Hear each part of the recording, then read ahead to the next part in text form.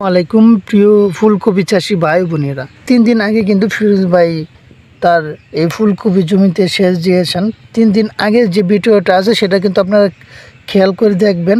তো গাছ কিন্তু অনেকটা ছোট ছিল এবং কিন্তু ওরকম গর্জিয়াস ছিল না। তো 3 দিন আগে তিনি ফিরোজ ভাই যে সেচটা দিয়েছেন সেটা থেকে কিন্তু আজকে 3 দিন পর কিন্তু গাছের কোয়ালিটি এবং গাছ কতটুকু বড় হয়েছে সেটা আপনাদের দেখাচ্ছি। তো দেখে কিন্তু আপনার তফাৎটা বুঝতে পারবেন আসলে জমিতে সেচটা কতটা গুরুত্বপূর্ণ। তো যখন আপনার ফুলকপিতে বা যে কোনো সবজি চাষাবাদে সেচটা প্রয়োজন হয় তখন কিন্তু আপনার ওই সময়টা যদি সেচ না দেন তাহলে কিন্তু আপনার কাঙ্ক্ষিত যে ফলন সেটা কিন্তু আপনারা আশা করতে পারবেন না। তো সেচ দেওয়ার আগে যেই কাজটি ফিরোজ ভাই করেছেন, তিনি কিন্তু জমিটা চুলা দিয়েছেন এবং গাছের গোড়ায় মাটি দিয়েছেন। মাটি দেওয়ার পরে কিন্তু তিনি সার প্রয়োগ করেছেন, ব্যবহার করে কিন্তু আপনার তিনি সেচটা দিয়েছেন। দেন অনেকে অনেক পদ্ধতিতে সেচ দেন, ফিরোজ ভাই কিন্তু যে পদ্ধতিতে সেচটা দিয়েছে সেটা কিন্তু খুব ভালো একটি পদ্ধতি। এই পদ্ধতিতে কিন্তু আপনার জমিতে প্রচুর পরিমাণ রস থাকবে না এবং যেভাবে তিনি সেচ দিয়েছেন সেই সেচটা কিন্তু আপনার জমিতে বা গাছের যতটুকু পরিমাণ কিন্তু পানির প্রয়োজন সেটুকুই তিনি জমিতে দিয়েছেন।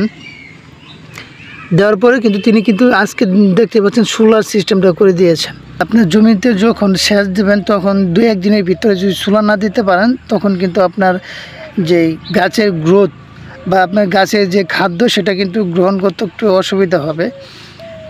তো সেচ দেওয়ার উপকার কি আপনাদের সাথে এখন বলি। আসলে আপনার যখন বালাইনাশক বা কীটনাশক ব্যবহার করবেন জমিতে, যে খাদ্য গাছের যে খাদ্য সেটা যদি আপনি সেচের মাধ্যমে দেন তাহলে কি এটা দ্রুত আপনার মাটির যে অণুজীবগুলি আছে সে মাটির অণুজীবগুলি এটা সক্রিয় হবে খাদ্যটা পেয়ে, এবং সেটা থেকে কিন্তু আপনার গাছ তাৎক্ষণিকভাবে তিনি কিন্তু গ্রহণ করবেন সেচের মাধ্যমে।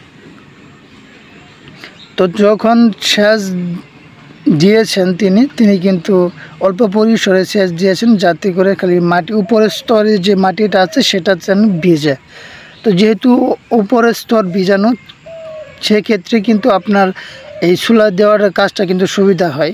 তো 2 দিনের ভিতরে কিন্তু তিনি সোলা দিয়েছেন এবং ঘাসের যে কোয়ালিটি দেখতে পাচ্ছেন। তো আপনাদের দেখাই, দেখেন ফুল আসতে শুরু করেছে এবং কি অনেকটা গাছ বড় হয়ে গিয়েছে। তো সবাই আপনার এই সেচ দেওয়ার বিষয়টা মাথায় রাখবেন এবং কি আপনার যখন জমিতে সেচ দেবেন সঠিক সময় সেচটা দিলে আপনার 25% ফলন আপনারা বৃদ্ধি হবে এবং ফলনের সংখ্যা বেড়ে যাবে। তো যেহেতু গাছের কিন্তু একটা সময় থাকে যখন আপনার সেচের প্রয়োজন হবে, তখন যদি আপনার সেচ না দেন তাহলে কিন্তু আপনার গাছে হলুদ বর্ণের হয়ে যাবে, গাছ মানে ফ্যাকাশে হয়ে যাবে, বিভিন্ন আরও সমস্যা আছে। সেটা থেকে কিন্তু রোধ করতে হলে কিন্তু আপনার সঠিক সময়ে মাটিতে বা জমিতে সেচ দিতে হবে। তো সবাই ভালো থাকবেন, সুস্থ থাকবেন। তো পরবর্তীতে ভিডিও আপডেট পেতে আমার সাথেই থাকবেন। সকলকে ধন্যবাদ। আসসালামু আলাইকুম।